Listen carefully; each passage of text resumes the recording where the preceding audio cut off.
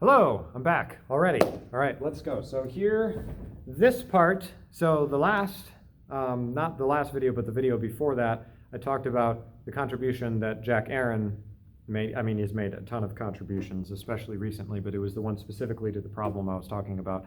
And now we're going to get into my friend Nicholas, or just Nick, or Nicker, as I keep wanting to call him because his YouTube handle is Nickr. He is my Portuguese friend who is responsible for the free PDF. Though if you want to buy a print form, there's a way to do that. I'll put a link in the description or a link to the video where we talk about that. Anyway, he made a Portuguese translation of Motes and Beams because the man is a boss. And also we've been having some talks, and he's a really cool guy. So anyway, some of his ideas are gonna crop up here. So actually, I will keep that there because that's going to be important in a moment.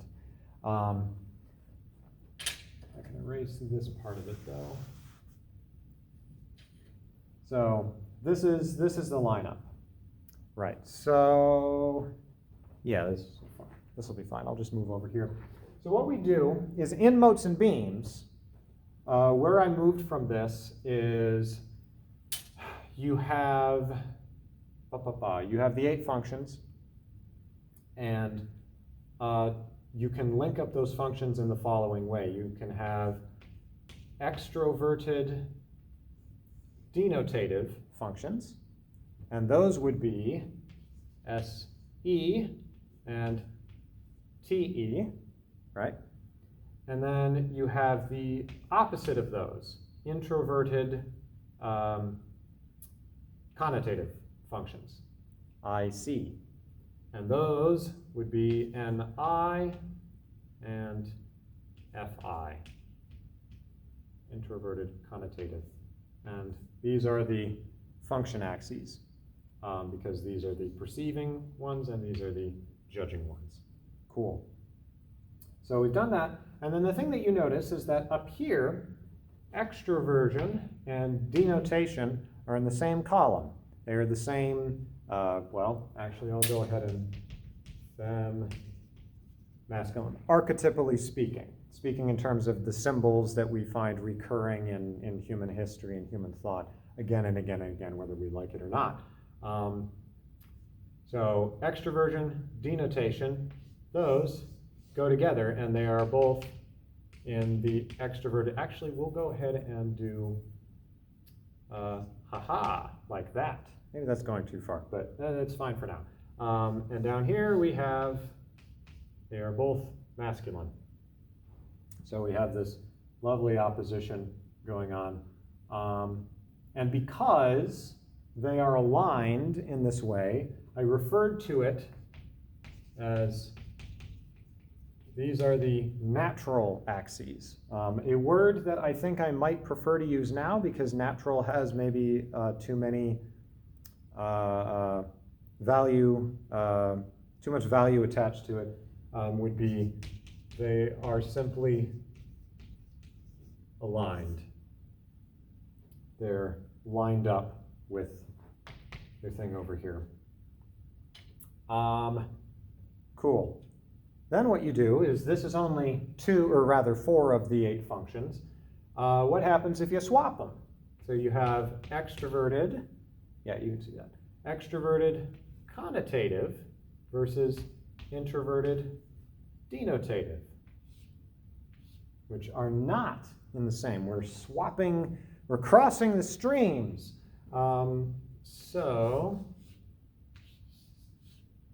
Now we have the female with the male and the male with the female.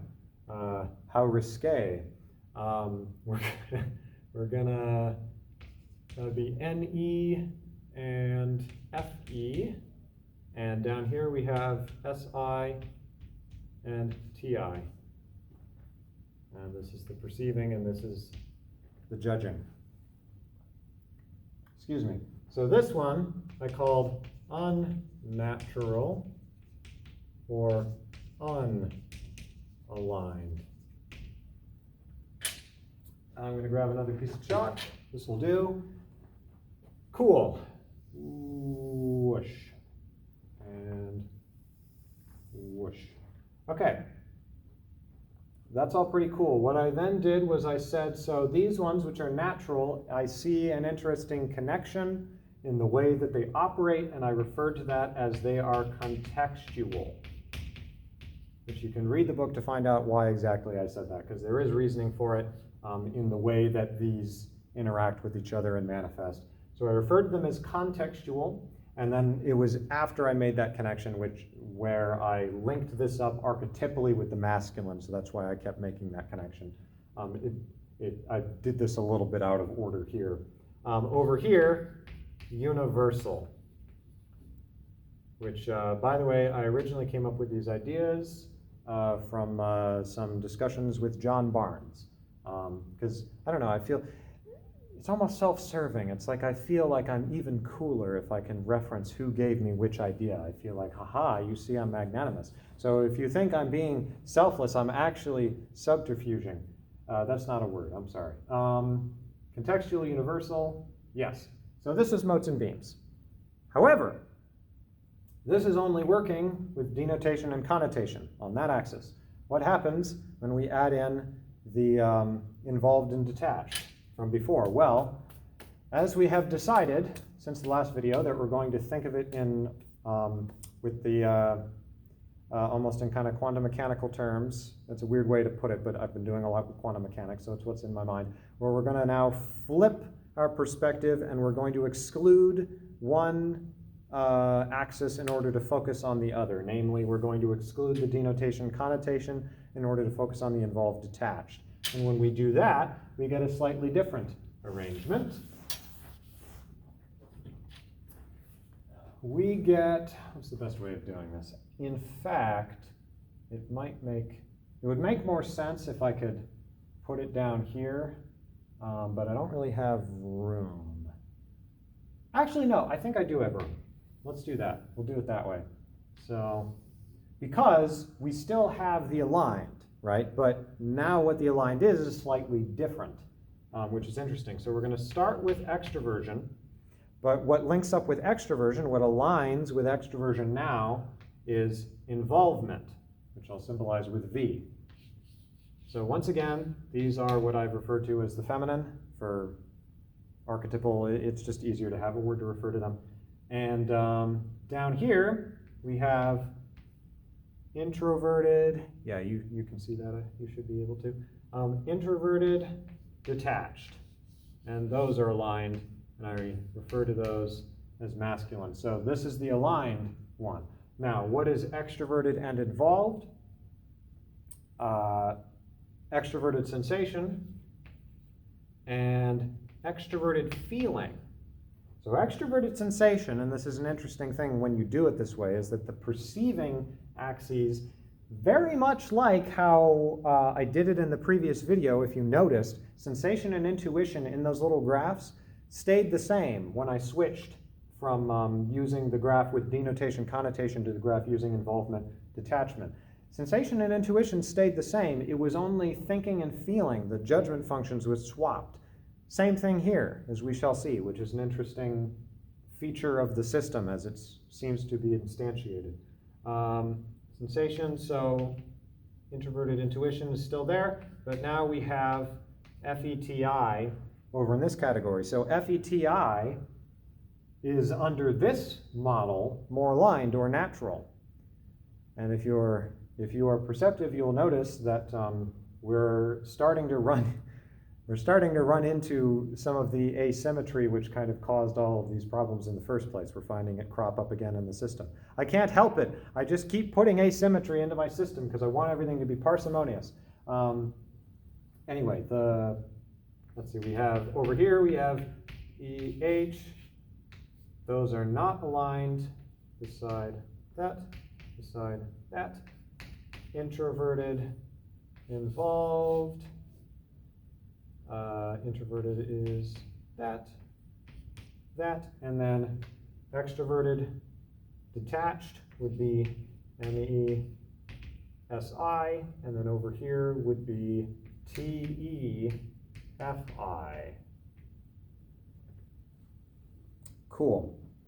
So one of the main so Nick, sort of talking with him was what helped solidify this, and he provided names for these two. I believe I was the one who made the explicit connection with the natural unnatural, though it was implicit there from the beginning. But the names that he gave, which I have since decided to use, I prefer different names now of my own creation, but they are based on his original conception of them. So over here, because you have contextual universal, right? But we can also characterize these. This, which includes SENI, you refer to as holistic. The reason for that is because, in fact, another little thing we should point out is that the contextual and the universal, right? These functions are those shared by what in socionics is the gamma quadrant, the gamma quadra. The contextual types are the monarchic types in my system, the NTJs and the SFPs together. So in addition to being contextual, they were purely contextual in my system. They were the pure ones, as it were, in terms of contextuality. They were also thereby the purely masculine ones from that perspective. Pardon me. But these are also the monarchic, whereas, and then these guys were the democratic, which in socionics would be the alpha types. The democratic types are the wholly universal types, whereas these two were the hybrids. They were a mixture of contextual and universal. But now, the way that the system works, as we shall see, is that each temperament gets its own category and can be constructed as a mixture of the other two. So each of these, as we shall see, can be understood as no longer pure types, but as hybrids when looked at from a different point of view, whereas these end up becoming the pure types, which was sort of what Jack Aaron had originally set out to do. This is what spurred a lot of this, was to say, I don't like the fact that these are considered pure or have this, it was just that asymmetry there, whereas these are hybrid. I think because there was the implication that these two types had more access to the fullness of existence than me, that these guys were limited. And Jack Aaron, I don't know why I always call him Jack Aaron instead of Jack. It's just fun to say Jack Aaron.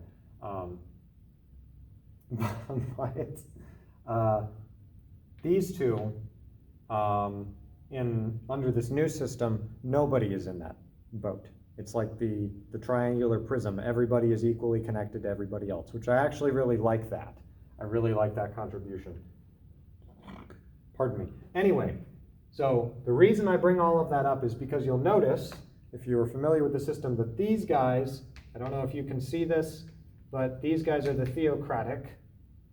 This is the theocratic temperament. And over here is what I called in the book the anarchic temperament. Right here. So now the theocratic and the anarchic are no longer hybrids. They are now pure from this particular perspective. So the words that Nick chose are holistic for the theocrats, which is an expression of ideas I formulated in the book, but he was extending it to the very functions themselves. So the idea being that both of these axes have this tendency to want to bring everything in under one heading, organize everything into a very clear structure where everything has roots that connect it to the whole. This is the idea that Nick was trying to propose. Whereas these types he referred to as differential, not in the calculus sense, but in the opposite sense from heuristic, whereas the differential types are, similar to how I described in the book, are trying to differentiate everything, or trying to say, remove everything into its separate atomic spheres and make them happy in their individuality, is sort of how I described it in the book anyway. I believe Nick's conceptualization of some of these was more sophisticated than I'm giving here, but it's what I remember from our discussion. So that was differential. The terms that I prefer now, and the reason I prefer them is, I don't know why I prefer them. They just they work a little bit better in my head. And I think they have a bit broader application in a certain respect. Yeah, we're good on time. So the words that I like using, but it's essentially the same thing, is, you know what, we're going to do it over, we'll do it over here. Synthetic would be holistic, so synthetic, bringing things together, versus analytic, breaking things apart, analyzing them into their separate parts, but also just the notion of division, and not in a derogatory sense, but in a necessary sense of analyzing things in their individuality, maybe would be a better way of putting it. Synthetic, this is one of the things Nick pointed out. Synthetic, or holistic if you prefer, the theocratic types do very much have a tendency to blur things together and to say that different actual objects in the external physical world are really just, in a very Platonic sense, manifestations of a more fundamental form which can be apprehended via NI and TI, right? It's the introverted detached thing going on versus the extroverted involved. Another aspect of it, which I'm not really touching on here, is, but I talked about in other videos, is there is this weird relationship between reality and appearance for the theocratic types, where there's this sense of there's this manifold of appearances, but then there's the one reality within which can be apprehended again in this purely logical way. And it is from this internal, purely logical central pole that everything emanates out naturally.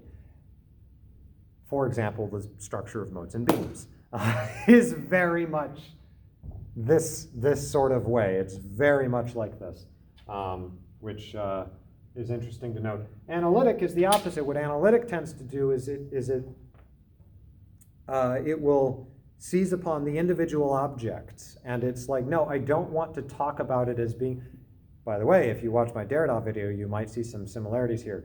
I don't want to talk about things as being just derivations from this abstract concept over here in your head, right, Mr. Theocratic type, over here in your head. No, I want to talk about it on its own merits, on its own terms. I want to get to know the thing itself, in all of its sort of the things that separate it from everything else. And I suspect there's very likely more nuance going on here, but I'm still kind of trying to wrap my head around it properly.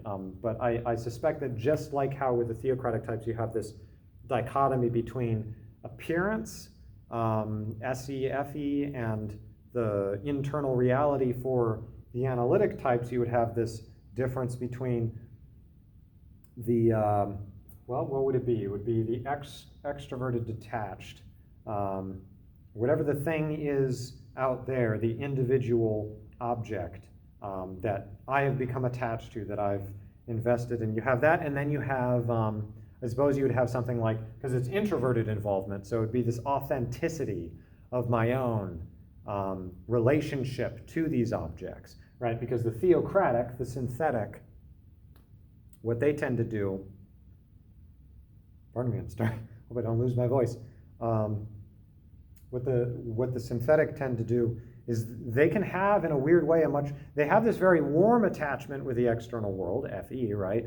But they have this very detached relationship to it internally, where they're just like, well, but you are a manifestation of this other thing.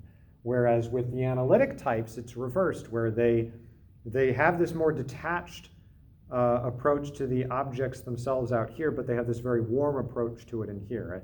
That was very off the cuff, but anyway, I need to finish this up before I lose my voice. Final point I wanted to make here was what you can now do is we can form our original triangular prism cross form thing, but now we're doing it with the temperaments. So we have the monarchic. I sometimes call them aristocratic, but for the sake of being able to symbolize it, I'll call it monarchic up here. You have the anarchic, you have the theocratic, and you have the democratic in the way that I originally referred to them. You could, let me think here for a moment. Yes, so what you can then do is say what these two have in common is TEFI. It is the judgment. These two have in common SENI, and these are both contextual. So we'll call this contextual. These two are connected by FETI.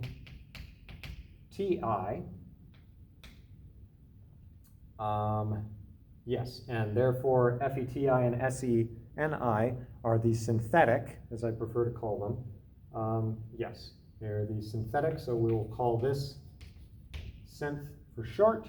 And then over here, we have NESI. These two are very analytic. And these two are very universal.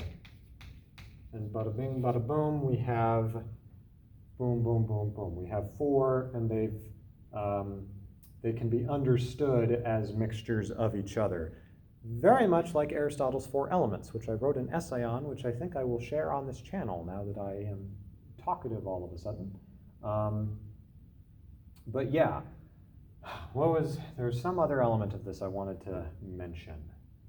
Oh yes, so you do still have the linearity here, but it's sort of more hidden because you have SENI in both cases is still aligned. So I'll put natural here. Whereas NESI remains unnatural or unaligned if you prefer.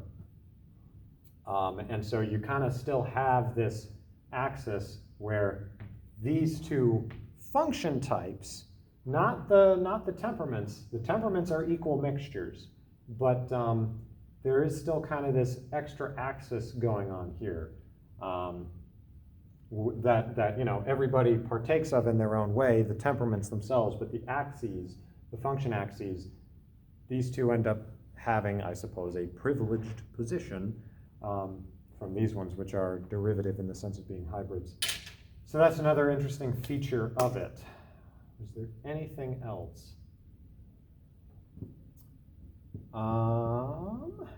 I don't think so at this point. But yeah, I think this is a very interesting addition to the system. I think there's a lot of area to explore, particularly with the analytic synthetic. I'm kind of excited by the notion of having something on par with a contextual universal in principle to help further explain the theocratic and anarchic temperaments, as I refer to them. Yeah, I think I'll end here, and woo! I finally made this stupid video. It was several videos, but I don't care. I finally did it.